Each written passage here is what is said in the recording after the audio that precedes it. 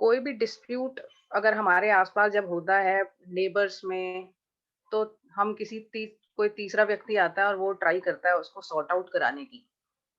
This is out of court settlement type. या कभी किसी घर में आपस में लड़ाई हो जाती है रिश्तेदारों में, तो तीसरा रिश्तेदार आता है बीच में और उसको सॉर्ट आउट कराने की कोशिश करता है। एक मीडिएशन करवाने की कोशिश करता है और ट्राई करता है कि डिस्प्यूट सॉर्ट आउट हो और जिसको दोनों पार्टीज वो मानती हैं। आर्बिट्रेशन भी एक ऐसा ही प्रोसीजर है जिसमें कोर्ट के इंटरफेरेंस को कम रखा गया है। तो आर्बिट्रेशन एक्ट है एक 1996 which is called arbitration and conciliation act. तो आर्बिट्रेशन एग्रीमेंट के लिए या आर्बिट्रेशन के क्लॉज को एप्लीकेबल होने के लिए एक एग्रीमेंट होना चाहिए दो पार्टीज के बीच में। ये सिविल नेचर का भी हो सकता है और कॉन्ट्रेक्चुअल नेचर का भी, कमर्शियल नेचर का भी हो सकता है।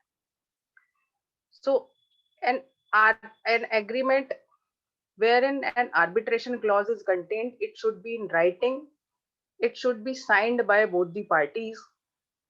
और राइटिंग से मतलब ये है कि अगर उनके बीच में कोई कम्युनिकेशन भी है बाय लेटर्स, बाय टेलीग्राम और बाय ईमेल, और एक पार्टी अगर ये बोलती है कि यहाँ पे आर्बिट्रेशन क्लॉज है और दूसरी पार्टी उसका डिनायल नहीं करती है, तब भी ये माना जाता है कि आर्बिट्रेशन जो है उन पार्टीज के बीच में प्रिवेल करेगा और वो आर्बिट्रेशन एग्रीमेंट से बाउंड होंगी।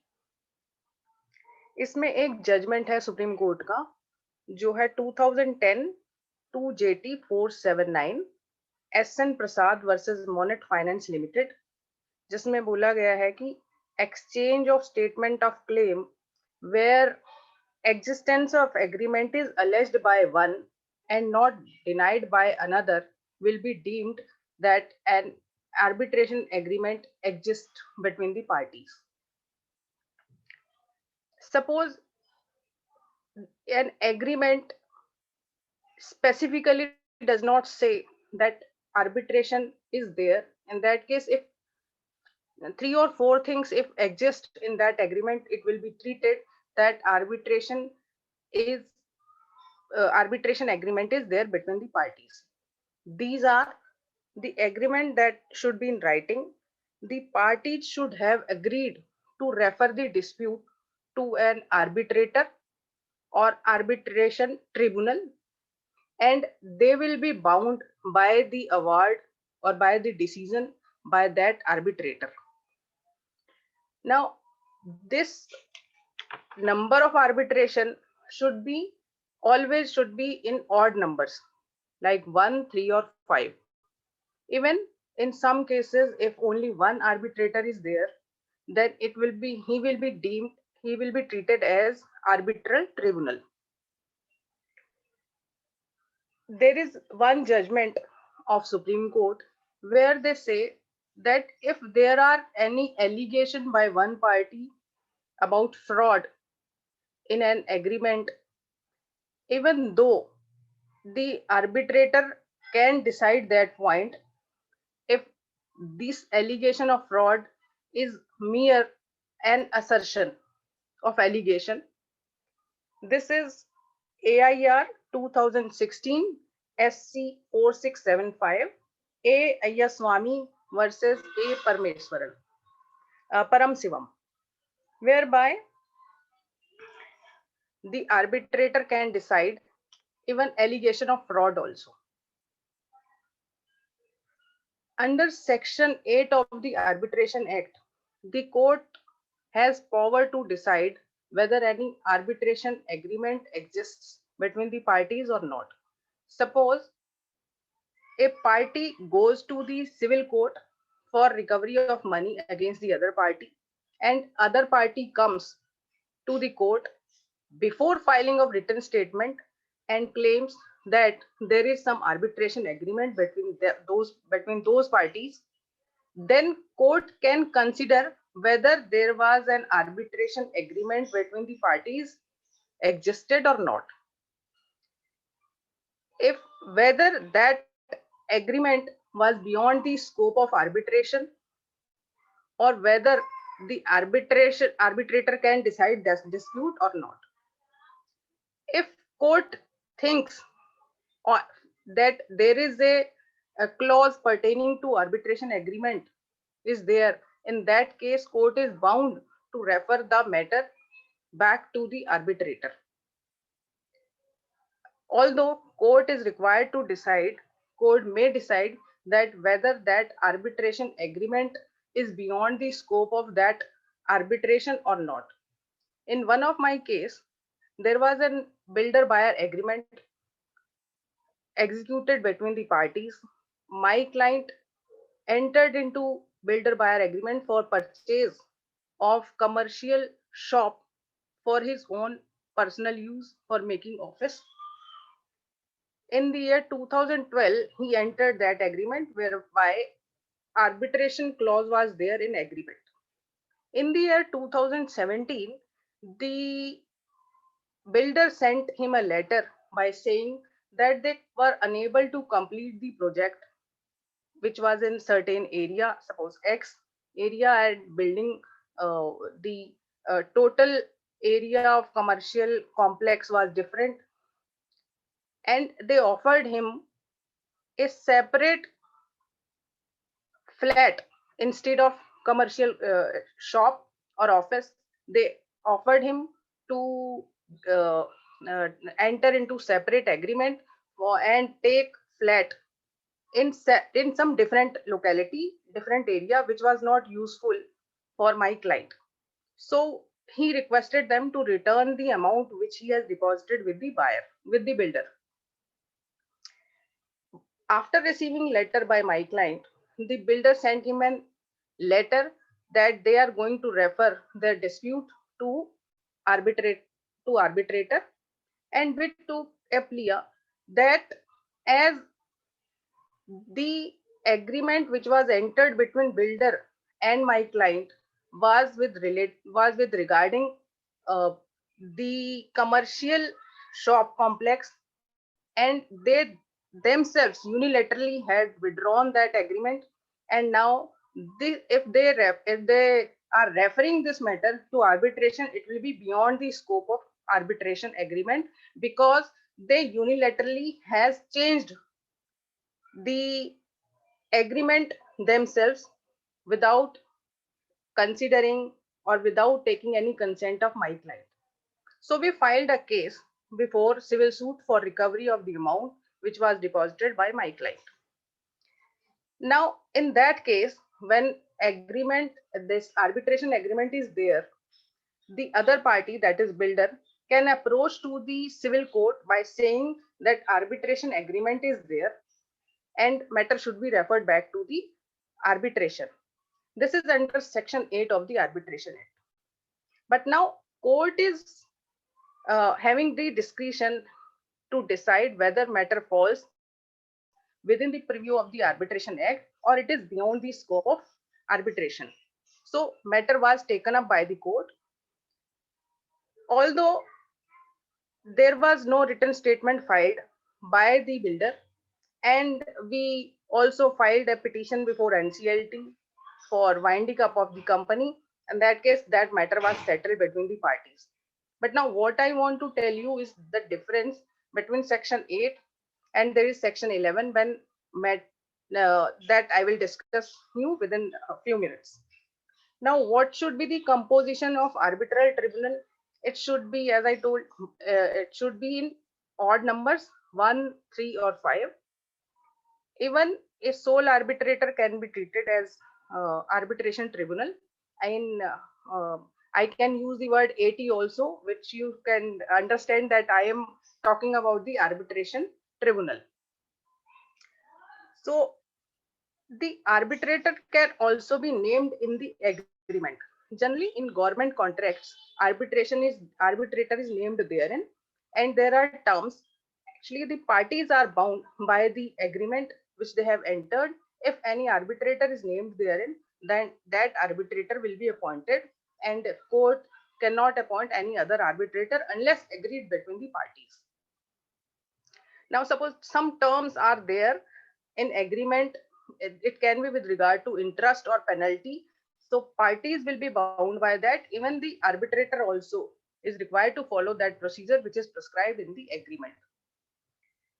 Arbitrator can be a person of any nationality. There is no restriction on that. If parties are agree that a C person will be their arbitrator in case any dispute arises between them, so they can engage that person provided he is qualified as required by the parties. There is some restriction imposed that the persons who cannot be appointed as arbitrator. It is given in Schedule 7 of the Arbitration Act. If he falls in under certain categories of relationships which are prohibited, in that case, he cannot be appointed as arbitrator. Arbitrator is required to disclose his interest with the parties or with the subject matter. He should be neutral and unbiased. He should give equal treatment to both the parties. The parties can decide what will be the language of the proceedings and where it can be done. The place can be decided by the parties themselves. If parties are unable to come on any agreement which should be the place, in that case the AT has the discretion to decide the place of the arbitration which should be convenient to both the parties. Now, this arbitrator can also decide his own jurisdiction. Suppose one party gives notice or appoints an arbitrator and the other party says that there is no dispute pertaining to this arbitration agreement, or it is beyond the scope of the arbitration, or the arbitrator has no jurisdiction to decide the matter which has been referred to him. In that case, arbitrator himself can decide those points. And even the question of limitation also, because Limitation Act is applicable on the arbitration proceedings, the arbitrator can decide on the point of limitation. Now, if arbitrator passes an order on the saying that matter is beyond or barred by limitation and dismisses the objections raised by other party, in that case, that order is required to be challenged within 3 months' time with the in under Section 34 of the Arbitration Act. At if this order passed by arbitrator is not challenged within the 3 months period, or and party is waiting for final award, in that case it will be barred by limitation, and the party later on cannot challenge that interim order passed by the arbitrator. Now, arbitrator can pass interim orders which can be challengeable uh, depending upon the matters. There is Section 5 of the Arbitration Act limits the interference by the civil courts. So the civil courts can only interfere under very limited sections which are provided under the Arbitration Act.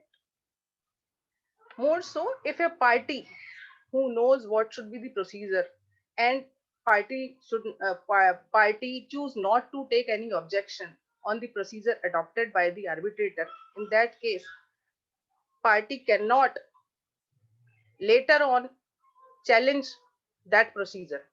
That will be treated It will be treated as that party has waived that procedural requirement.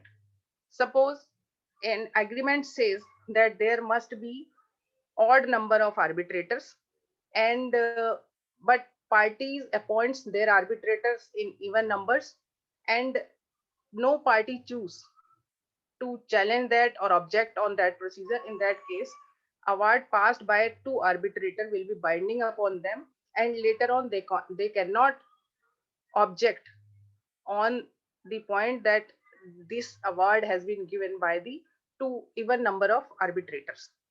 Even in a case, if uh, I I was reading a case whereby a family dispute arose between the persons, not family disputes, but disputes pertaining to where family persons are concerned. So they appointed a another person who was known to the both the family members. So on oral basis, that arbitrator decided that dispute, I mean, the parties are required to file their statement of claim, then respondent will file his statement of defense and or counterclaim if any he wants to file. These things are the mandatory requirements which should be complied with. There is a time limit given of 6 months wherein pleadings should be completed. This has been inserted now in the amendment of 2019. So if suppose a statement of claim has not been filed and the statement of defense has also been not been filed, and arbitrator passes award on the basis of oral submissions made by them without any record, in that case it was held by Supreme Court that this was the mandatory requirement and it cannot be waived by any of the parties when award passed by the arbitrator was challenged by the respondent. Now the arbitrator is not bound to follow the rules prescribed under CPC or Indian Evidence Act. Arbitrator will complete the proceedings based on principle of natural justice. Commencement of arbitral proceedings will start when one party gives notice to other party and the other party receives that notice. So it will be taken that arbitration proceedings has been started. Now there can be two things: when parties to whom notice has been given replies positively and gets ready to appoint an arbitrator. In that case, both the parties will submit their claim or counterclaim statement of defense with the arbitrator. Arbitrator will give them oral hearings or take evidences as per procedure and will pass the order, which is we in technical terms we called award. This is the one case where both the parties agreed for appointment of arbitrator. Now in another case where notice has been given and within 30 days the other party is required to reply to that notice and arbitrator is required to be appointed. If the other parties does not respond, in that case remedy is to apply to the court under section 11 for appointment of arbitrator, which is given in the arbitration agreement. This application will be made to the concerned High Court. Earlier, under Section 11, in the international arbitral dispute, this under Section 11, applications were used to be made to the Honorable Supreme Court.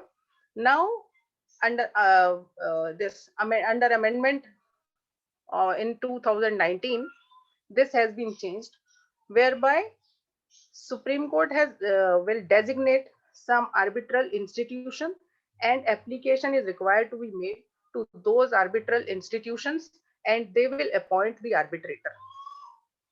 This is in the case of international arbitral disputes. But if the disputes are other than international arbitration or commercial transaction, in that case the concerned High Court will has the power to appoint arbitrator. So there comes the difference between section 8 and section 11. In section 11, if when there is arbitration agreement is there and one party refuses to appoint the arbitrator, then one party will approach to the honorable court for appointment of arbitrator. While in section 8, the court will consider whether the parties should go to the arbitrator or not. When they have approached, when one party has already approached the civil court, in that case the court has power to refer the parties back to the arbitrator. Now hearings should be in writing and oral hearings will be given to the parties. They are free to give the evidence before the arbitrator. These proceedings, pleadings should be completed within 6 months, which is as per the new amendment of 2019. After completion of pleadings, the arbitrator is required to pass award within within 1 year. In case arbitrator could not passes an award within 1 year, in that case, parties can agree to extend that period for a uh, uh, can extend that period for 6 months. But even though if award could not be passed within the extended period, that means 12 months plus 6 months, in that case, thereafter the parties will move to the court for extension of time for passing award. If courts find that there is a delay on the part of arbitrator, the court can impose cost on the parties and can also reduce fees of the arbitrator, which should not be more than 5% of his total fees. Now, there must be some sufficient cause to show that why award should not be passed within the time granted, within the time which is prescribed under the Act. There is fast track procedure also, whereby if parties agrees in writing that their dispute should be decided within a short period, that is within 6 months, in that case they refer the dispute to sole arbitrator, who will decide the matter based on pleadings. And if all the parties says that they need an oral hearing, only in that case oral hearings will be given to that. Or if arbitrator thinks that oral hearings is required, then he will give opportunity to the parties. Where an arbitrator passes an award within a 6 months, in that case uh, there is provision for enhancement of the fees which will be given to the arbitrator. Arbitrator is also eligible for percentage of fees also. There is a schedule 4 which in the arbitration act, whereby fees of the arbitrator has been prescribed, which varies from rupees 45,000 to 30 lakhs, depends upon the total amount which is involved in the which involved in the dispute. If a default is made by a party, suppose a claimant is unable to file a statement of claim, in that case, arbitrator can terminate the proceedings. If the other side respondent does not file his counterclaim or a statement of defense, in that case, arbitrator will proceed with the matter as per records available, without taking as admission of not filing of statement of defense by the respondent. An appeal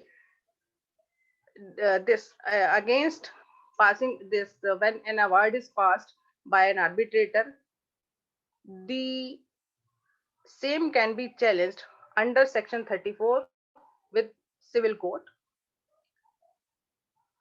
This award should be challenged within a period of 3 months, and an extension of 30 days is also is provided therein.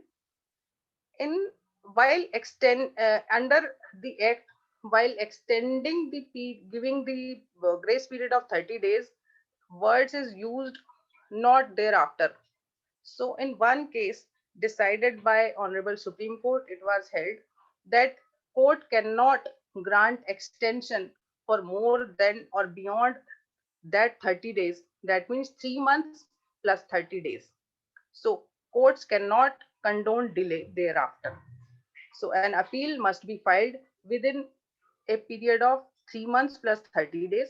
A question arose before the Honorable Supreme Court that if a day after 30 days, the last day falls on Sunday, and can the appeal be filed on Monday? So it was held by Honorable Supreme Court that the condonation of delay is not prescribed there, as time actually for filing the appeal is 3 months and 30 days is grace period. So the last day, which is falling Sunday, cannot be excluded and appeal will be treated as barred and it won't be entertained by the court, because person is required to file the appeal within a period of 3 months. Only if that falls on Sunday, then Monday can be taken as filing of appeal, as a day where appeal can be filed, but not in the grace period. This limitation, benefit of limitation, is not applicable to the period of limitation. Now, arbitrator can make award and can also grant interest if it is prescribed in the agreement. But if in certain government agreements, generally it is mentioned that no interest will be granted before the matter is referred, or the period uh, before the matter when referred, which was referred to the arbitrator. In that case, arbitrator is bound by the by the terms of the agreement.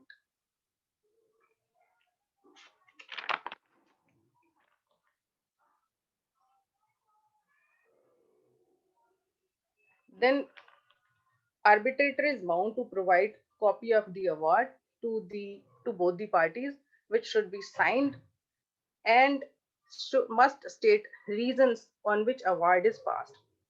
An award which is passed and without giving reasons, or which was non-speaking, was held by Supreme Court that it should be it should be held as null and void, because arbitrator is required to pass award by giving all the reasons therein.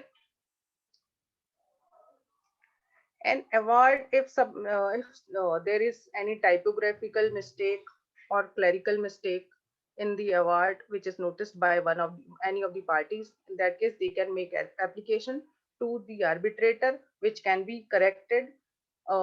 This application should be made within 30 days from receiving of the award, and the arbitrator can allow and can pass an award on removing those difficulties, or removing those clerical uh, problems. In case if party feels that his some award has been left from referring in the judgment, in that case they can also move to the arbitrator for change of or for addendum of the award, for additional award. Under section 37, some orders are appealable, which are if court refuses to appoint an arbitrator, or if an arbitrator says or uh, says that it decides any point on the base on limitation, and decides on the scope of arbitration. In that case, a party can approach to the civil court under section 37 and can challenge that order. The Limitation Act is applicable to the proceedings under Arbitration Act. I think my time is getting over, and I was running fast. I don't know, Anita ji will tell me how much time is left. We have 4.5 minutes now. Still more. Okay. Okay. Now, ऐसा नहीं होगा कि arbitrator जो है free of cost काम करेंगे, तो जो उनकी फीस है वो दोनों पार्टीज को बियर करनी पड़ेगी. Parties will bear cost of arbitration in the ratio decided by the parties themselves. Generally, it is 50-50% by both the parties, or by the party who loses before the arbitrator.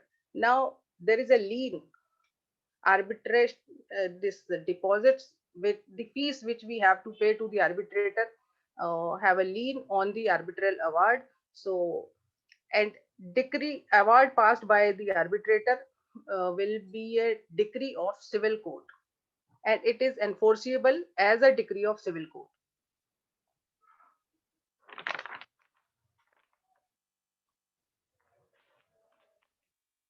And there is a confidentiality part is there on arbitrator as well as on the parties, that they are not going to disclose any fact to the world. So this was